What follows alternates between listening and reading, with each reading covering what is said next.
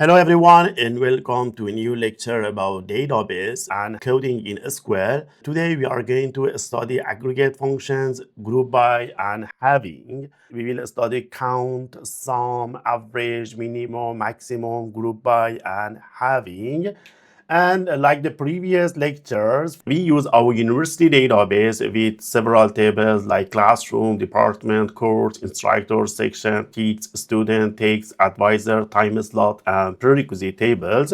And we will use several examples to demonstrate real-world scenarios and best practices. Okay, let's move to the full screen. So for this one, you just press Alt, Shift, and Enter.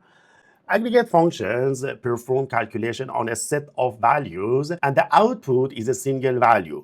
So we normally use them with group by to summarize data. The first one is count. We use this function to count the number of rows or non-null values in a column. For example, I want to count the number of classrooms. So we will go for classroom table. Select count function and here we say all as total classroom, then from classroom, right? When you run this code, you can see we have 56 classroom. I want to count not null department values in instructor table. So here is instructor table. So you can see this is our instructor table and I want to count not null departments. So I think we have one null here. So there should be 54. So select count, then depth underscore name. In here, we want to count the column department. You just call it as X, then from instructor, right? So 54. You can see here we have 55, but because one is null, then it gives us 54. In here, we just count all the records in classroom. So you can see here, select all from classroom. It doesn't matter here is null because we go for all of them. You can see 56. That's why the output of this one is 56. But in here, I will count the values in department column. That's why it gives us 54. The next example, I want to count distinct building in the classroom table, right? So again, select all from classroom. So I want to count distinct building, right? It means here we are repeating this building, right? I want to have one art, okay? So here, select count, then here I will use distinct building. It means a repetition will not be counted, right, as X, then from classroom. So you can see we have 7. If you come here, you can see we have one art, one new hall, 2, 3, 4, 5, 6, and 7, right? It is distinct. Repetition will not be considered. The next aggregation function is sum. Sum function adds up numeric values in a column. For example, I want to calculate the total budget of all departments. Select sum. From which column? From budget attribute as total budget, then from department. You can see here, this is the total budget. This name that you select here will come to here. So this, the new result will be, because even this one is a relation, is a table with one cell, right? So the header of this relation is the name that you select here. For example, if I select X, then this one will be X, right? And this is the sum of all budget for all departments, right? I want to sum the capacity of classroom in a specific building like Watson. So for this one, we need to go select sum from which attribute? From capacity, as I call it as total capacity. Then from where buildings are in classroom, right? So we go for classroom table, and here there must be a condition where building is equal to Watson.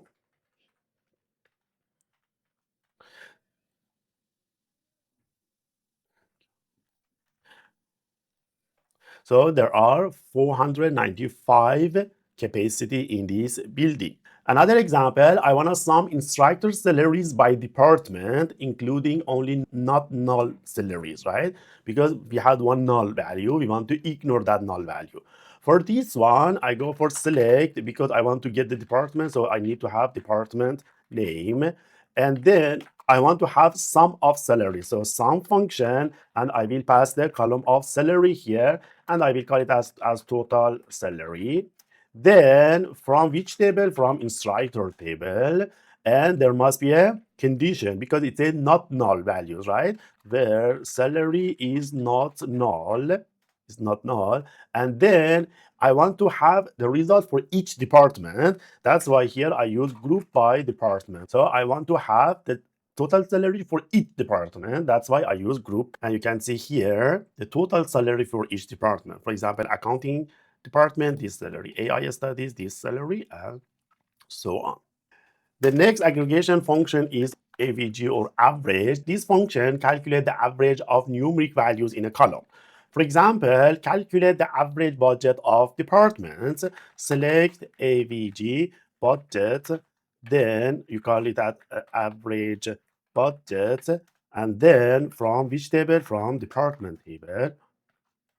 You run it and you can see the average. So you can see here we have too many decimal number here. If you want to reduce it to 2, so round, you use round function, then you use cast function, average budget, and here you write that as decimal 10 and 2, for example, and then you will give 2. In this way, we can remove the additional decimal points here. The next one is I want to get the average capacity of classroom. In the same way, select average capacity as average capacity. Then from which table? From classroom. The average capacity of classroom is 119. The next one is mean function. This one finds the smallest value in a column. For example, find the classroom with the smallest capacity. Select mean based on capacity as mean capacity from where? From classroom. 10. So the smallest classroom is with the capacity of 10. The next one, find the earliest course start time. So select, for this one, we need to go for time slot table. Mean start time as X from time slot, right? You can see here the earliest is 8 o'clock a.m. Next, find the minimum salary per department. Select depth name, and then it says mean salary. So mean of salary, and you call it as mean salary from instructor. Then we will group by them based on the department name. Group by based on what? Based on department name. So you can see here, department-wise, you can see the minimum of salary. It means in accounting, the minimum salary is 79,000. The next one is max. In the max, we want to find the largest classroom capacity. The other side, right? You change this one. You change this one to max, and this is the max, 500. Or I want to find the latest course and time, right? The same. This one, just max 18, right? 6 p.m. Or I want to find the maximum budget per building. So select building and maximum budget as max budget. From which table? From department table. Then where building is not null, and we will group by them based on building. Okay, you can see here the maximum budget per building. I want to see how many classrooms I have in each building. Select building count, then star all columns as CC classroom count from classroom, and I will group by based on the building. In arts building, we have 8 classrooms, in New Hall 8, and so on. I want to find the average instructor salary by department, and also I want to sort them by average salary. Okay, select depth name average of salary, and then we call it as average salary. Then from instructor, where depth name is not null, and then I will group by group by based on department name. And here I want to sort them, right? So for sorting, I use order by based on the average salary that I find out here, average salary and in a descending mode. So in this way, I can do it, right? And again, if I want to have two, then I will copy this one here and I will change this one as salary. All right, you can see here, this is the average instructor salary per department and sorted in descending. Okay, this is the highest and this is the lowest. I want to find the total capacity of classroom by building and also, and I want to try multiple aggregates, right? Like count, sum, average. Select building. So the first one is count. I want to just find out the count and as classroom count. Then I want to find the sum of capacity, sum of based on capacity as total capacity. Also, I want to find average capacity, capacity as average capacity, right? So we have three functions here. From which table? From classroom table and group by building. You can see here, arts, classroom count, total capacity, average capacity. You can see this table give us information. The next one is having clause. This having clause filters group by based on condition applied to aggregated results. It is similar to where but applies after group by. So an example here, find buildings with more than 5 classrooms. So for this one, we first need to count, then out of count, we will get the 5. So for this one, we will use having. Select building count star as CC, right? Classroom count. From classroom and group by building. So this one will give us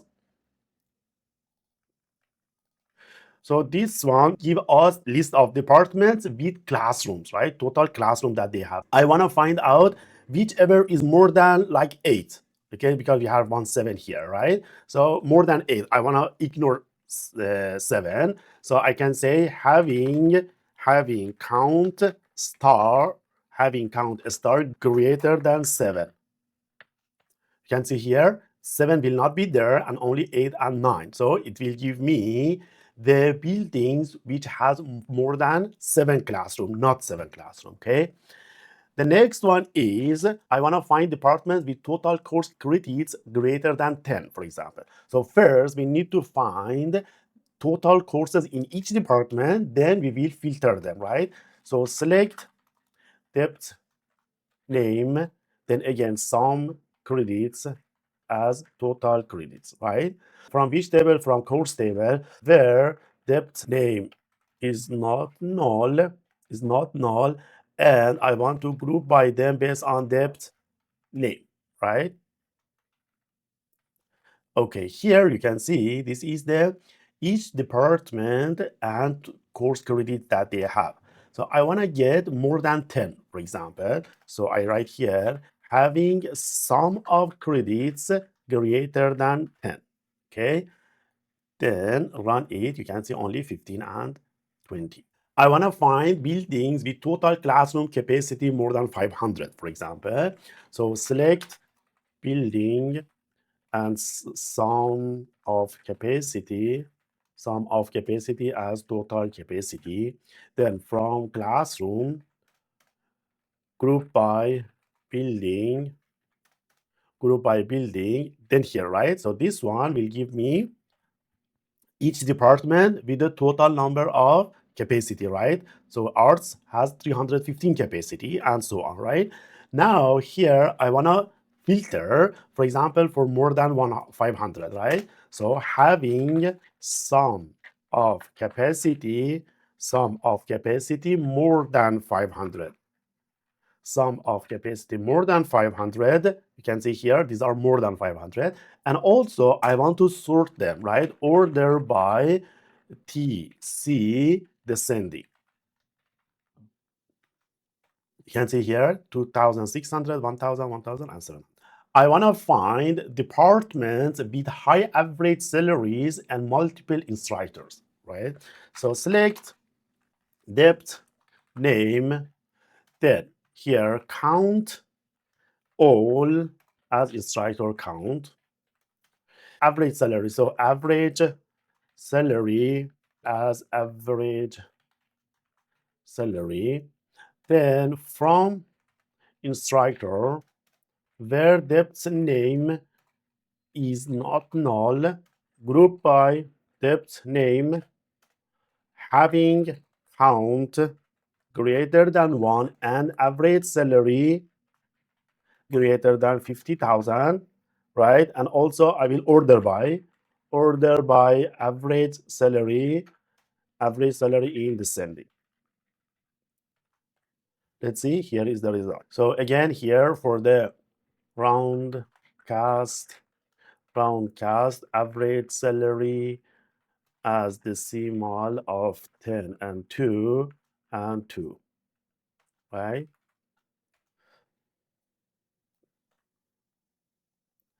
Round.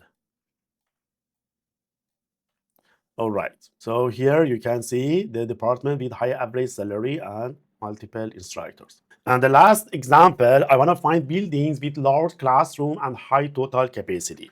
Select building, count star as classroom count, max capacity as max capacity, and sum capacity as total capacity, right? From which table? From classroom, and group by building having sum of capacity greater than 300 and max of capacity greater than 50.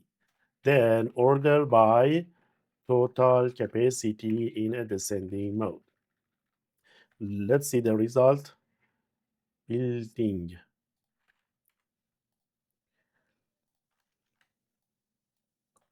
Okay, here is it. Building, classroom count, maximum capacity, and total capacity.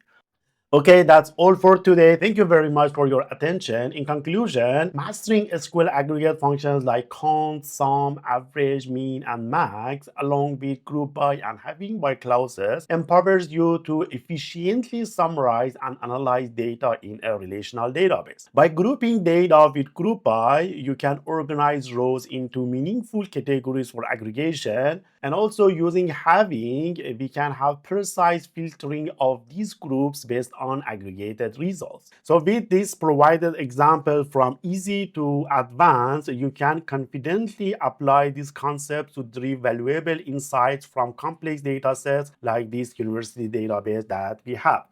Please practice these examples and feel free to ask me if you have any questions by leaving a comment below this video lecture. Thank you and see you in the next lecture.